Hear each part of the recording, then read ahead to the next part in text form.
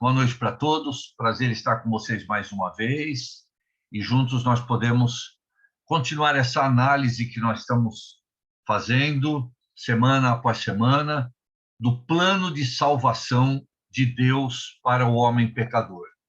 É por isso que intitulamos essa série de estudos de mensagem de salvação. É isso que o pecador precisa, mas ele não só precisa de salvação, mas ele precisa saber que ele precisa da salvação. Essa é uma coisa que nós temos uma preocupação muito grande em conscientizar o pecador da sua real e urgente necessidade. Porque uma coisa é ter a necessidade e a outra coisa é saber que eu tenho essa necessidade. E é por isso que nós estamos caminhando aí, cada semana, trabalhando um conceito para que aqueles que assistem os estudos possam ter essa plena convicção da sua necessidade e aí sim, então, aceitar o plano de salvação que Deus estipulou.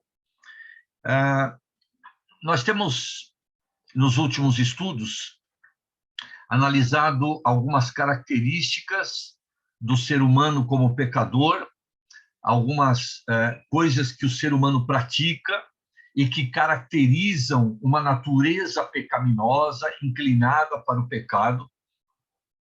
E nós temos visto que, seja mais pecador ou menos pecador aos olhos humanos, aos olhos de Deus somos todos pecadores. Na Bíblia não há classificação de pecado em pecadinho e pecadão. Na Bíblia não há classificação de pecadores quanto à quantidade de pecados.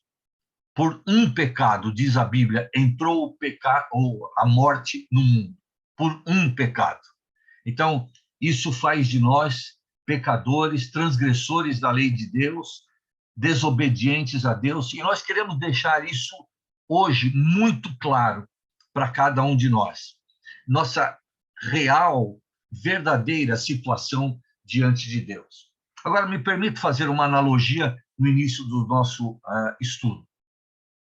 Eu vou ao médico e o médico faz uma prescrição médica, uma receita e me receita um remédio.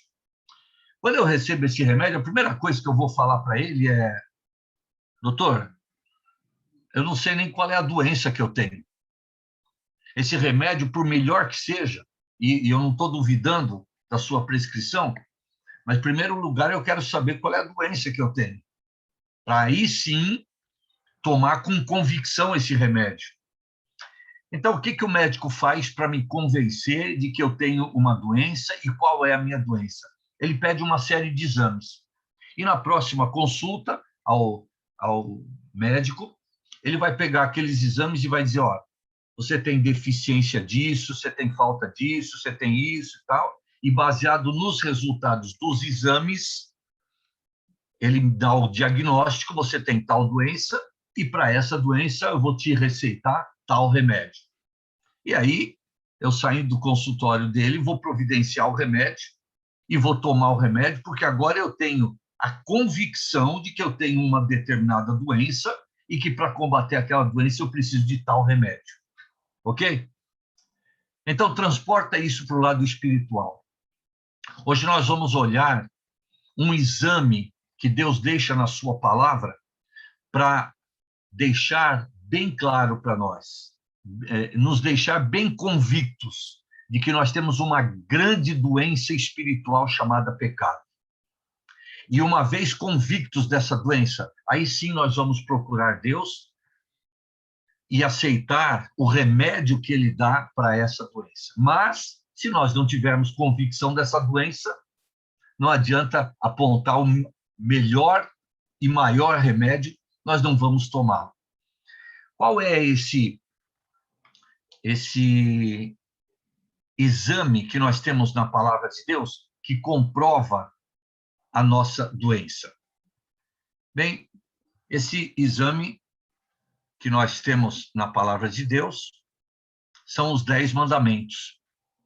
Eles foram deixados por Deus na palavra exatamente para que nós tenhamos plena convicção de que, pelo fato de desobedecermos e termos quebrado esses mandamentos, nós somos transgressores da lei e, portanto, pecadores diante de Deus. Mas antes de fazer a análise dos 10 mandamentos, eu convido vocês para abrirem as suas Bíblias no Evangelho de Mateus, capítulo 22. Evangelho de Mateus, capítulo 22.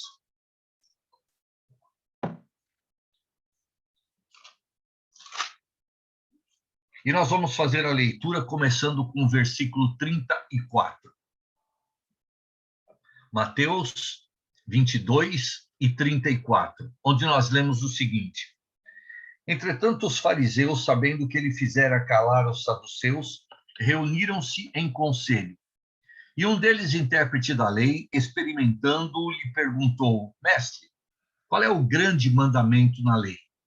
E o interesse daquele fariseu, ao questionar o Senhor Jesus, era que entre os 613 mandamentos da lei mosaica, o Senhor Jesus pudesse apontar um de maior importância, e esse mandamento, talvez aquele fariseu ia segui-lo e obedecê-lo fielmente. Os outros, talvez, não tivessem tanta importância. Ou talvez o questionamento dele para o Senhor era que ele pudesse pegar o Senhor em alguma armadilha, e se o Senhor apontasse um dos mandamentos como sendo o principal, aquele fariseu ia dizer: então o Senhor, como um ensinador da lei, está desprezando os outros mandamentos? Na verdade, a Bíblia nos mostra que esse questionamento feito pelo fariseu era uma armadilha preparada para o Senhor Jesus. Mas vejam a resposta sábia do Senhor. Respondeu-lhe Jesus: Amarás o Senhor teu Deus de todo o teu coração, de toda a tua alma e de todo o teu entendimento. Este é o grande e primeiro mandamento. E, na verdade, o que o Senhor colocou diante do fariseu, uma série de mandamentos que falam do nosso relacionamento com Deus, mostrando que Deus tem que ser colocado em primeiro lugar na nossa vida. Mas a resposta do Senhor Jesus não parou aí. Observe em verso 39. O segundo, semelhante a este, é: amarás o teu próximo como a ti mesmo. E agora, o Senhor Jesus engloba uma série de mandamentos que diziam respeito ao nosso relacionamento com aqueles que estão próximos a nós. E ele os resume, dizendo: dispense aos outros o mesmo tratamento que você quer receber, ame os outros com o mesmo amor que você quer ser amado. E o Senhor Jesus termina a sua resposta dizendo: destes 2 mandamentos dependem toda a lei e os profetas. Agora eu quero que você enxergue algumas coisas aí, você vai acompanhar o que está na tela aí. Em primeiro lugar, o Senhor Jesus não desprezou nenhum dos 613 mandamentos da lei mosaica. A lei que Deus deu a Moisés para que Moisés compartilhasse com o povo. Jesus não desprezou nenhum, mas ele dividiu todos os 613 mandamentos da lei em 2 grupos. Primeiro, os mandamentos que falam do nosso relacionamento com Deus. Segundo, os mandamentos que falam do nosso relacionamento com o nosso próximo. E Jesus deixou muito claro que destes 2 mandamentos dependem toda a lei. Ou, em outras palavras, ele disse: não há um grande mandamento, mas toda a lei deve ser observada. Isso é uma coisa interessante, porque esse foi o alvo de Deus ao distribuir a lei para Moisés, para que ele a repartisse com o povo. É um ideal colocado diante do povo, mas que comprova a natureza pecaminosa do homem, que por causa do pecado, ele se tornou incapaz de praticar a lei. E, portanto, a lei foi dada com o objetivo de mostrar, evidenciar, comprovar a nossa ineficiência em obedecer a Deus, que é consequência de uma natureza pecaminosa. Bem, nós não vamos ter tempo de analisar os 613 mandamentos, mas nós vamos analisar pelo menos 10 mandamentos, os famosos 10 mandamentos, o decálogo que Deus deu a Moisés.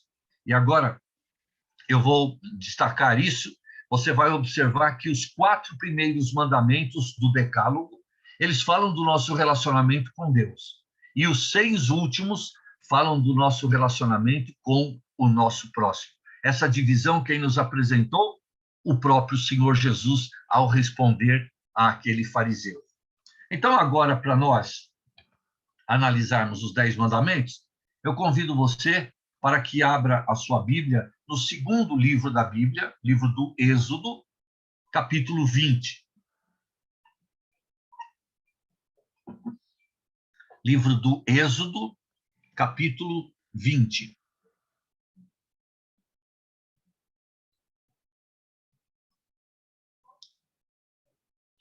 E a partir do verso 1, nós encontramos o seguinte: Então falou Deus todas estas palavras: Eu sou o Senhor teu Deus que te tirei da terra do Egito, da casa da servidão.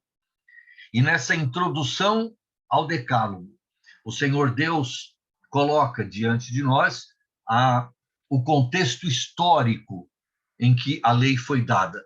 Israel tinha sido liberto do Egito, da escravidão do Egito. Durante séculos, o povo tinha sido escravo dos egípcios, mas através da instrumentalidade de Moisés e do poder de Deus evidenciado, o povo de Israel foi liberto. E agora eles estavam na caminhada rumo à terra prometida.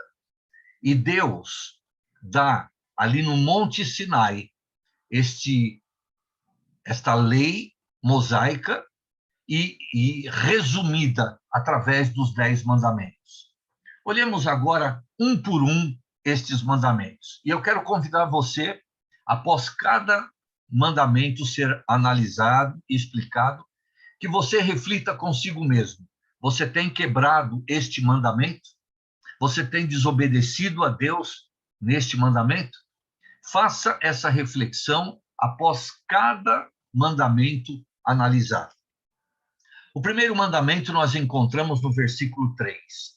Não terás outros deuses diante de mim. O que é que Deus quis dizer a respeito destas palavras?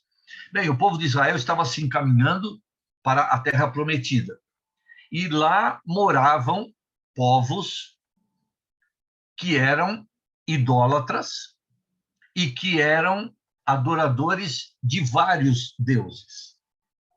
E Deus já estava prevenindo Israel para que eles, indo habitar próximo desses povos politeístas, eles não adorassem os deuses destes povos. Porque, na verdade, quem havia libertado Israel do Egito e quem estava sustentando-os no deserto, na caminhada no deserto, era o Deus único, vivo e verdadeiro. E Deus queria ser o único Deus adorado pelo povo de Israel. Na verdade, o que Deus está deixando bem claro é que ele desejava exclusividade na adoração de Israel. Ele não queria concorrência no sentido de que a adoração do povo fosse desviada para outras entidades divinas criadas pela imaginação do homem.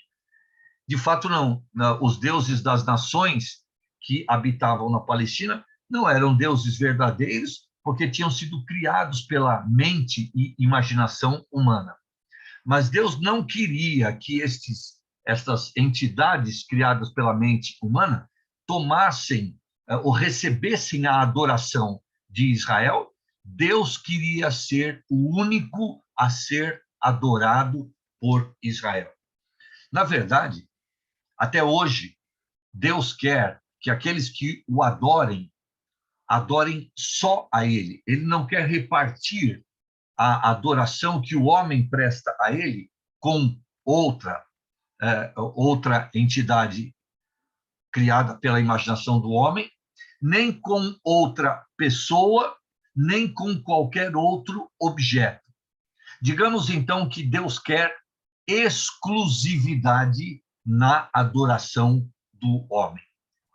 Talvez alguém possa, pensando nisso, dizer, mas que exigência de Deus é essa?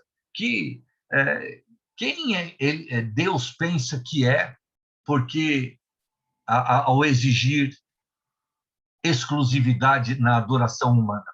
Então, deixe-me fazer uma analogia para você entender o que é que está nos planos de Deus. Suponha que você que está nos assistindo seja casado, né? Homem ou mulher. E suponha que você chegue para o seu cônjuge e diga, olha, eu gosto de você, gosto do nosso relacionamento, tenho apreciado, mas eu não gostaria que o nosso relacionamento fosse limitado a nós dois. Eu gostaria de ter intimidade, um relacionamento aberto e compartilhar com outras pessoas o mesmo que eu compartilho com você, meu cônjuge. O que é que o seu cônjuge responderia a esta oferta ridícula? Com certeza ele diria, não, casamento, matrimônio é uma instituição divina e, portanto, é sagrada. E Deus mostrou, desde o princípio, que o casamento é para ser desfrutado entre um homem e uma mulher só, e não para ser repartido com mais ninguém. E mesmo que você não tenha essa convicção bíblica, você não toleraria compartilhar o seu cônjuge com outra pessoa.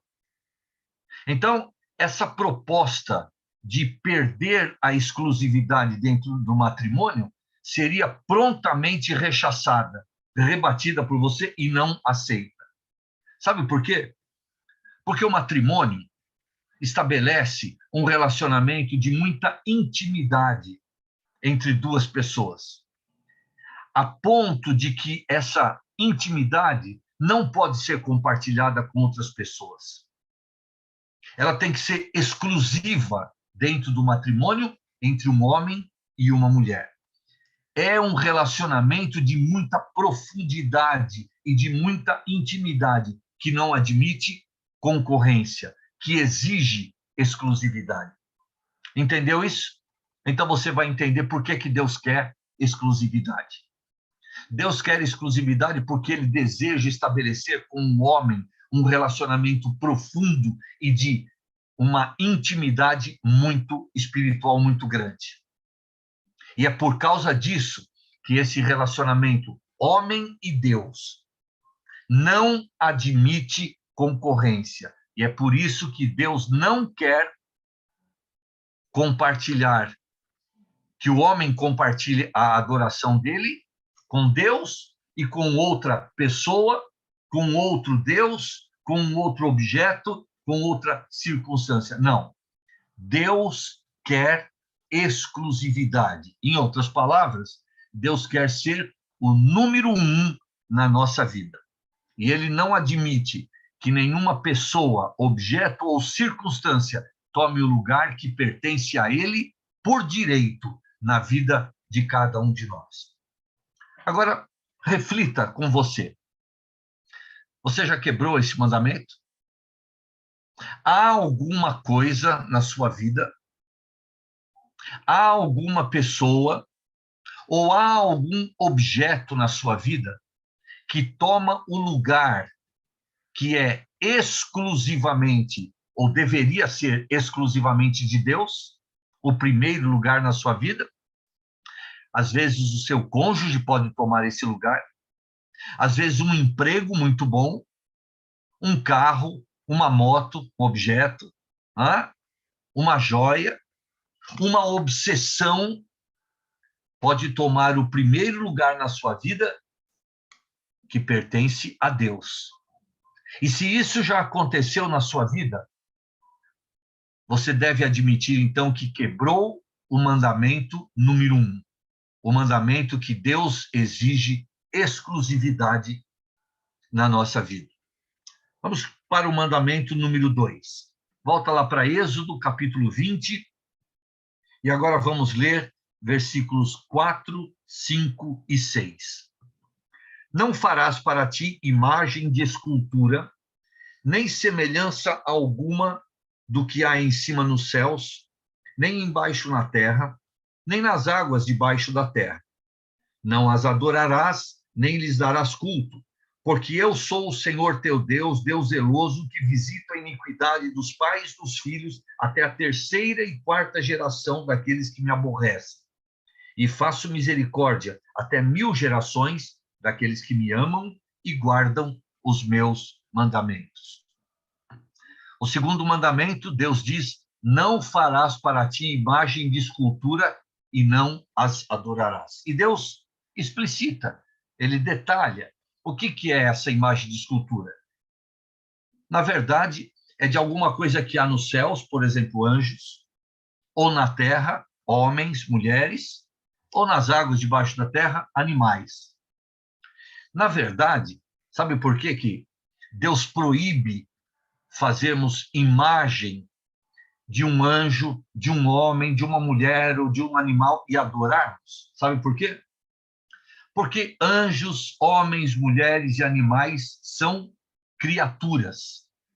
E Deus, como o Criador, ele é o único que merece ser adorado, reverenciado pelo homem desta forma. E Deus não quer que a adoração que é devida ao Criador seja dada a qualquer criatura criada por Deus. Mas há mais uma questão a ser considerada. Quando nós estudamos acerca dos atributos de Deus, nós vimos que Deus é espírito. E nós vimos que toda a adoração deve ser dada em espírito e em verdade a Deus.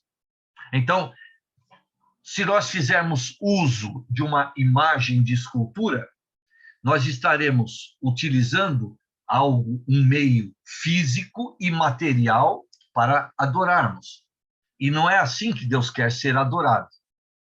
Aliás, se nós tentássemos fazer uma imagem, uma estátua de Deus, nós não conseguiríamos, porque nós vimos que ele é espírito. E, portanto, ele não tem um corpo físico. E é por isso que toda adoração deve ser dada em espírito e desvinculada de qualquer objeto físico ou material que nós possamos utilizar. Então, agora que você conhece essa proibição de Deus de fazer imagem, estátuas e adorá-las, reflita e olhe para a sua vida. Você já quebrou esse mandamento? Já se prostrou perante uma estátua? Talvez você diga: não, eu apenas venero um determinado santo. Eu convido você a olhar no dicionário da língua portuguesa, no Aurélio, e ele vai definir para você, veneração é a mesma coisa que adoração. Então, quando nós adoramos, ou veneramos, ou fizemos um pedido a um santo através da imagem dele, primeiro que normalmente aquele santo já morreu e ele é incapaz de ouvir as nossas orações, mas segundo, nós estamos nos dirigindo à pessoa errada. Em vez de pedirmos a Deus, em vez de adorarmos a Deus, em vez de nos prostrarmos diante de Deus, nós estamos canalizando os nossos pedidos, orações e adoração para uma criatura. E isso é abominação diante de Deus. É um pecado chamado idolatria. Você já quebrou esse mandamento? Analisa. Se há alguma vez você fez isso, desobedecendo, então, a ordem de Deus. Vamos para o 3º mandamento, versículo 7. Não tomarás o nome do Senhor teu Deus em vão, porque o Senhor não terá por inocente o que tomar o seu nome em vão. Terceiro mandamento, não tomarás o nome do Senhor em vão. Quer dizer que o nome de Deus não deve estar na nossa boca por uma razão qualquer. Deixe-me dar um exemplo. Alguém chega para você e fala, escuta, fulano, você vai naquele lugar amanhã? E você responde para ele, se Deus quiser eu vou. Espera um pouquinho. Você disse, se Deus quiser eu vou. Ou, em outras palavras, você está dizendo que a sua ida àquele local depende da vontade de Deus.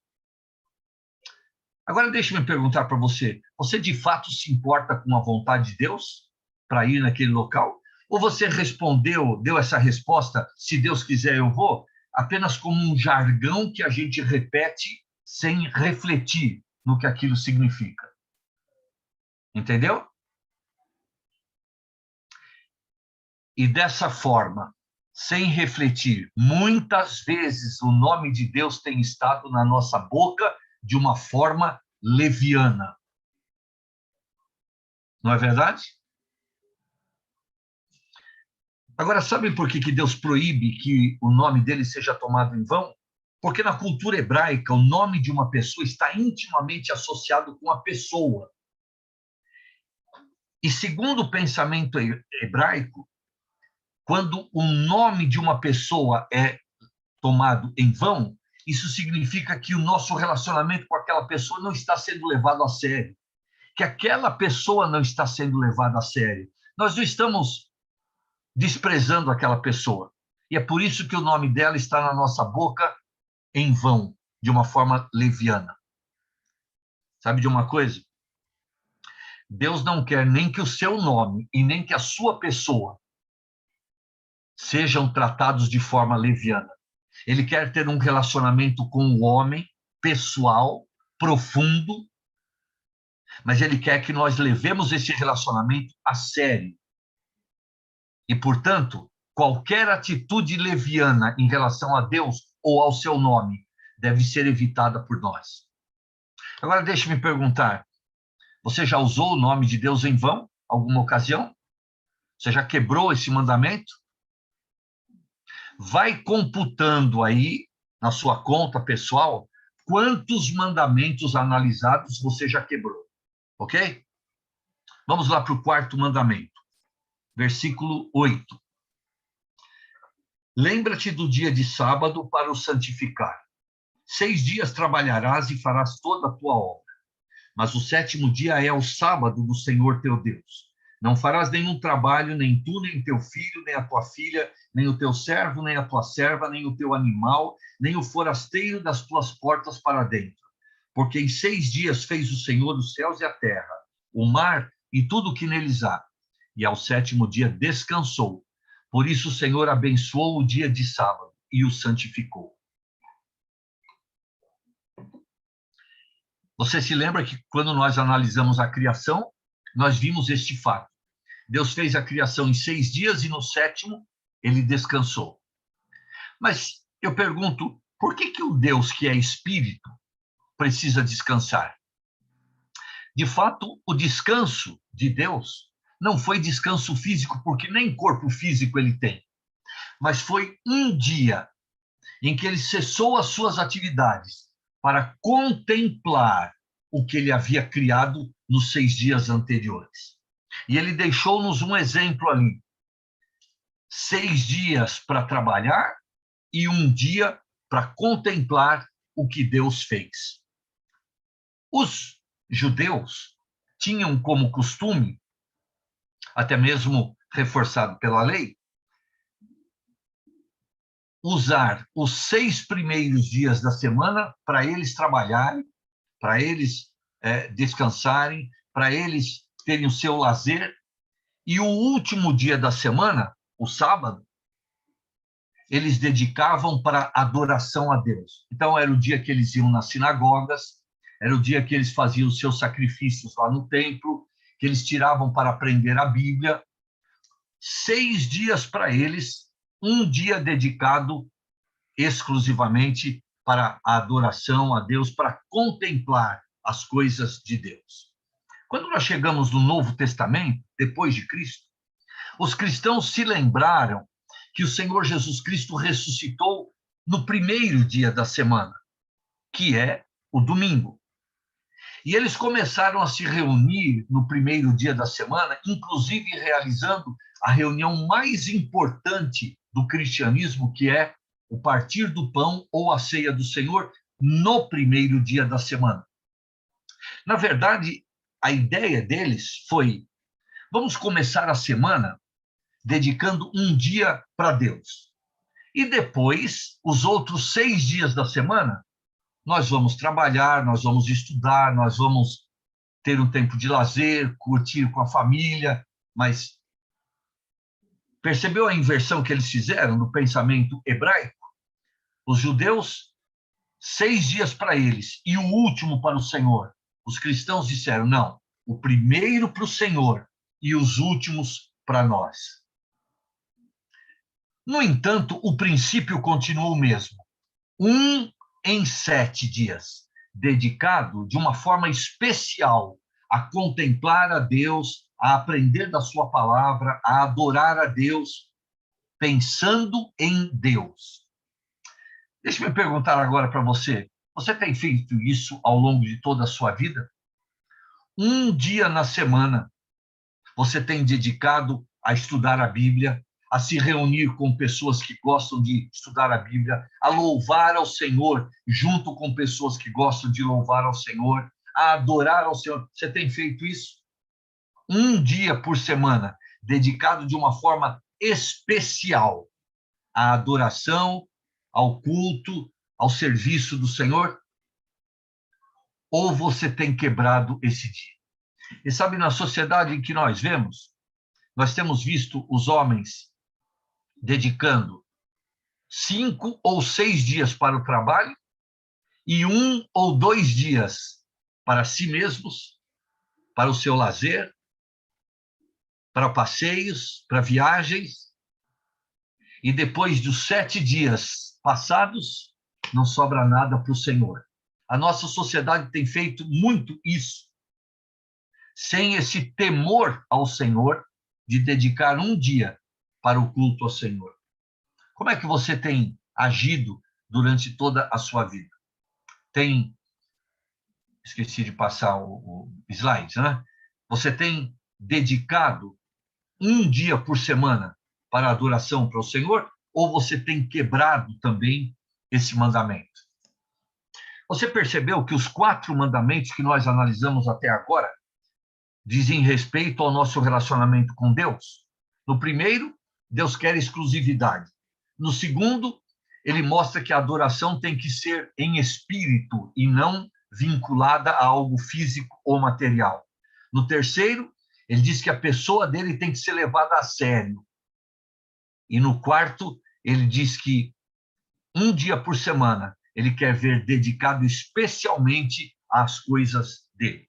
Bem, como é que está indo na sua matemática aí? Dos 4 mandamentos analisados, quantos deles você já quebrou? Mas vamos continuar a análise. Versículo 12. Honra teu pai e tua mãe, para que se prolonguem os teus dias na terra que o Senhor teu Deus te dá. Agora nós entramos no primeiro mandamento, que diz respeito ao nosso relacionamento com o nosso próximo. E quando nós chegamos aqui na terra, nascemos, o primeiro relacionamento que nós tivemos, e as pessoas mais próximas de nós, quem eram? Os nossos pais. E Deus estipula como deve ser o tratamento que filhos dão aos seus pais.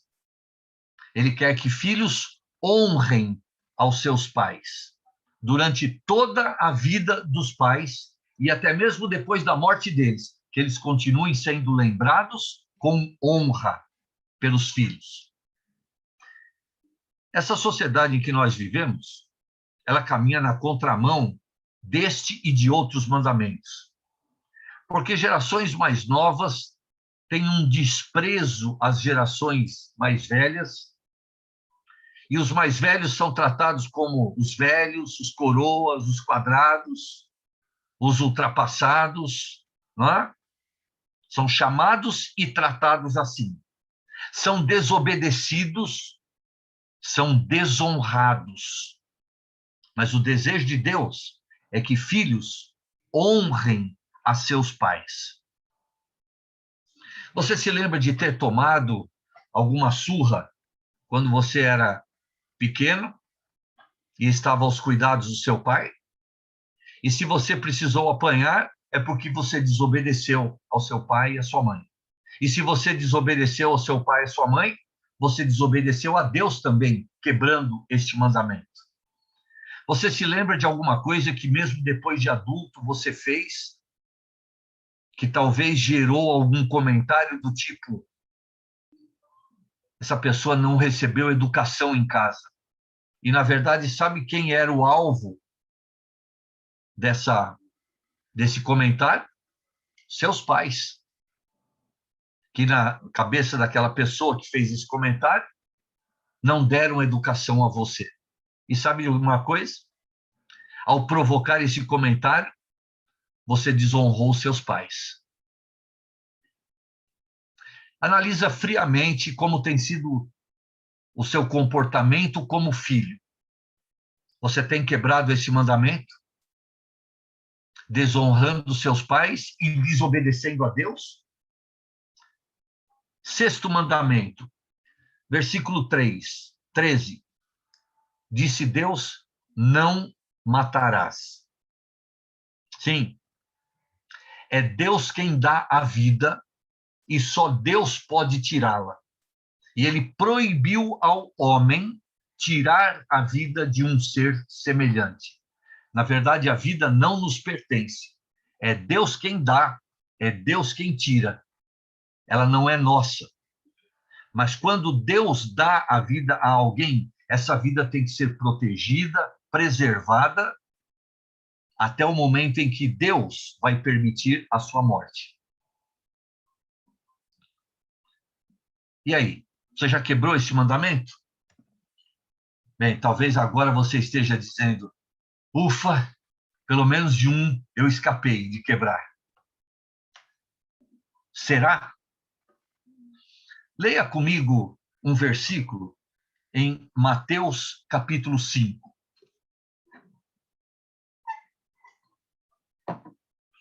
Evangelho de Mateus capítulo 5, versículo 21. Ouvistes que foi dito aos antigos: não matarás, e quem matar estará sujeito a julgamento. E quando Jesus ensinou isso aos judeus, ele disse: os antigos pensaram que matar é enfiar uma faca em alguém, ou cortar a cabeça de alguém com uma espada. Agora prestem atenção na profundidade do valor e do significado que Deus dá a esse mandamento. Jesus disse, verso 22, eu, porém, vos digo que todo aquele que sem motivo se irar contra seu próximo estará sujeito a julgamento. E quem proferir um insulto a seu irmão estará sujeito a julgamento do tribunal. E quem lhe chamar tolo estará sujeito ao inferno de fogo. Sabe o que o Senhor Jesus está mostrando aqui?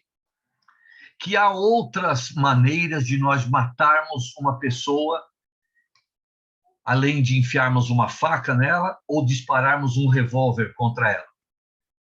Eu posso matar pessoas com palavras. O Senhor Jesus disse: quem chamar a seu irmão tolo. Você se lembra da última vez que você participou de uma discussão e você ficou nervoso e quando o sangue subiu na sua cabeça, você xingou alguém de seu tolo?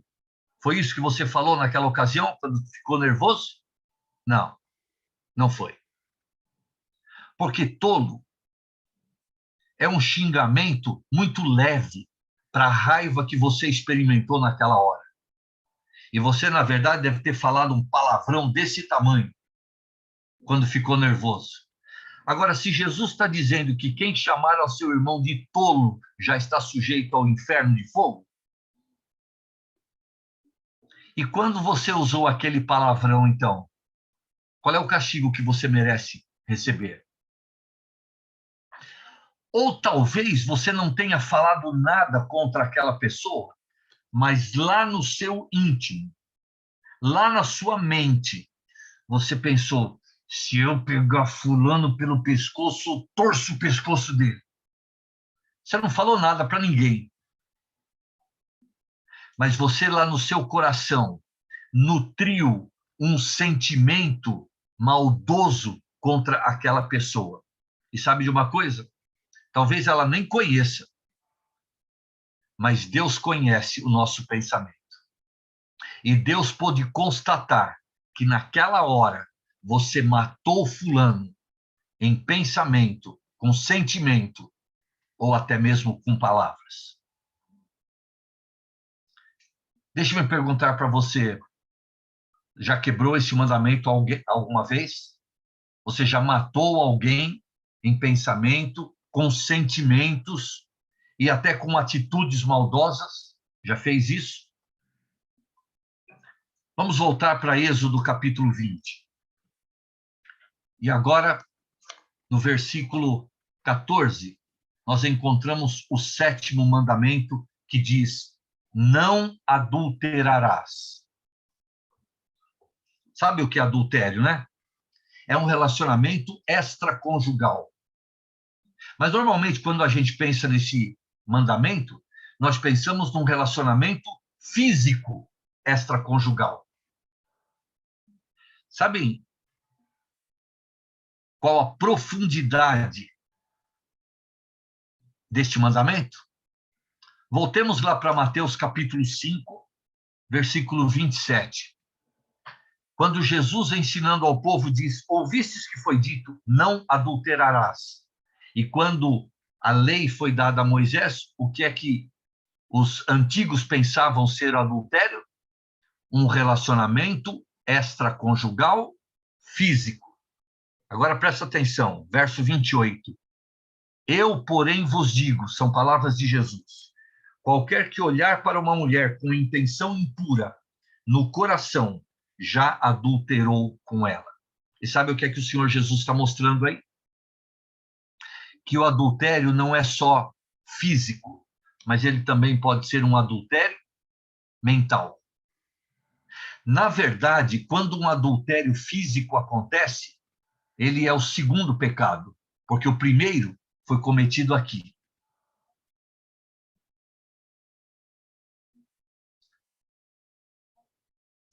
Qual de nós não teve pensamentos impuros em relação a uma outra pessoa que não é o nosso cônjuge?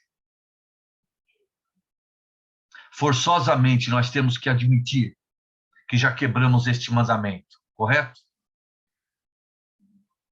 Sendo absolutamente sincero e transparente diante de Deus, o que, aliás, não precisaria nem dizer para você, porque se você disser que não quebrou esse mandamento, Deus, que conhece os nossos pensamentos, sabe quem é que quebrou. E você está se lembrando que o Deus onisciente, a nossa mente, os nossos pensamentos são absolutamente transparentes para Ele. Já quebrou esse mandamento? Voltemos para Êxodo capítulo 20. No versículo 15, encontramos o 8º mandamento. Não furtarás. Bem, você sabe o que é furto, né? É tirar alguma coisa sem autorização do dono, do proprietário. Ok? Mas normalmente a gente pensa que furto, roubo, é quando um ladrão chega no banco e com a metralhadora na cara do caixa, ele rouba o dinheiro. Bem, isso é roubo, é verdade. E essa atitude quebra o mandamento. Mas sabem, o homem moderno tem descoberto maneiras modernas de quebrar este mandamento. Por exemplo, quando alguém pede para um amigo emitir atestado médico falso,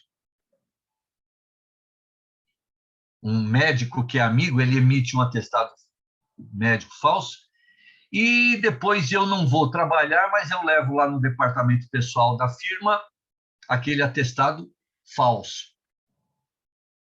Eu, na verdade, estou roubando do patrão, estou lesando o patrão, porque eu não trabalhei e aquele dinheiro devia ser descontado. Mas, na verdade, quando eu levei um atestado falso, eu não só quebrei o mandamento número 8, mas o mandamento número 9 também, que diz: não dirás falso testemunho contra o teu próximo. Em outras palavras, não mentirás. Sim, Deus é verdade. Ele não apenas fala a verdade, ele é a verdade. E ele quer que o nosso relacionamento com o nosso próximo e com ele seja baseado na verdade também. Quando uma mentira é proferida, esse mandamento é quebrado.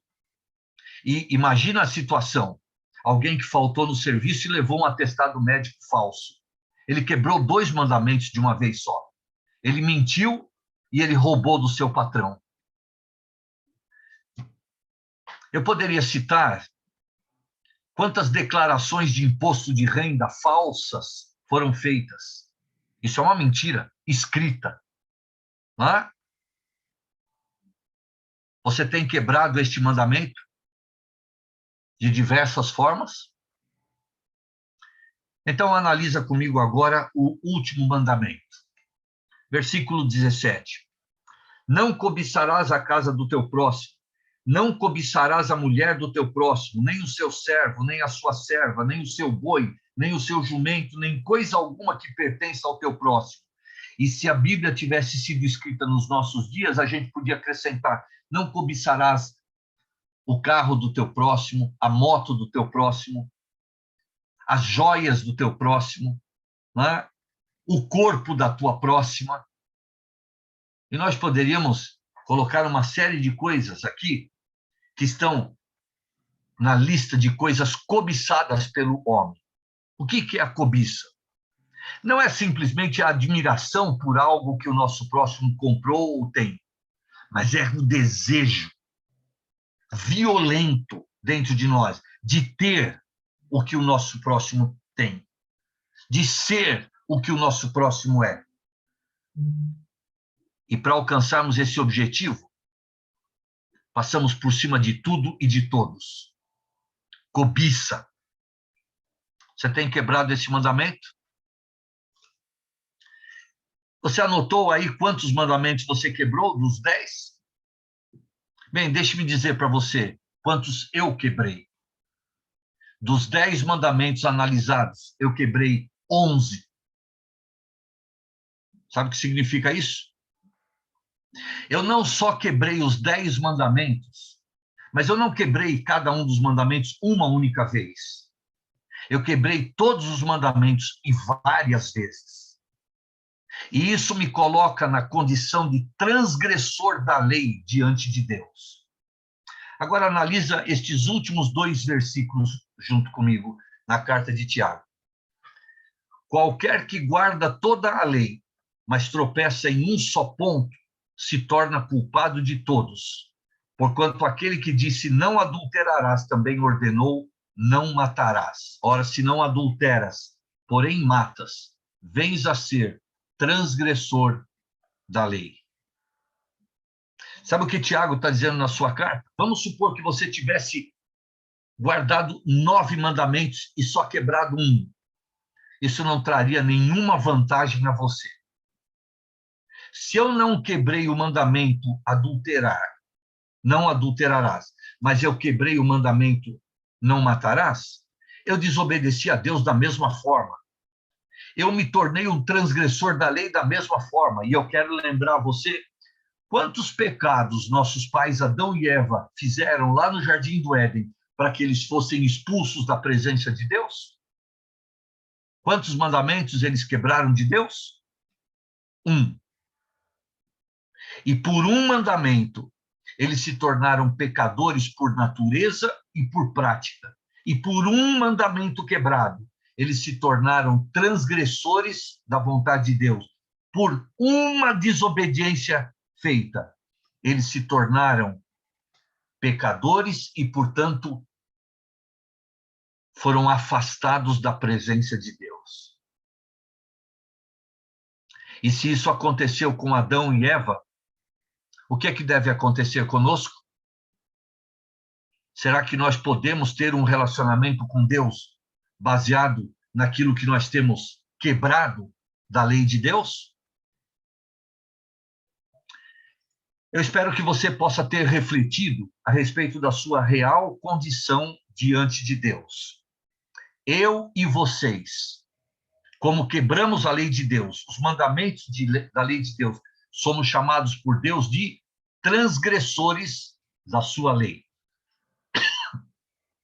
E sabem, a nossa situação diante de Deus é a pior possível.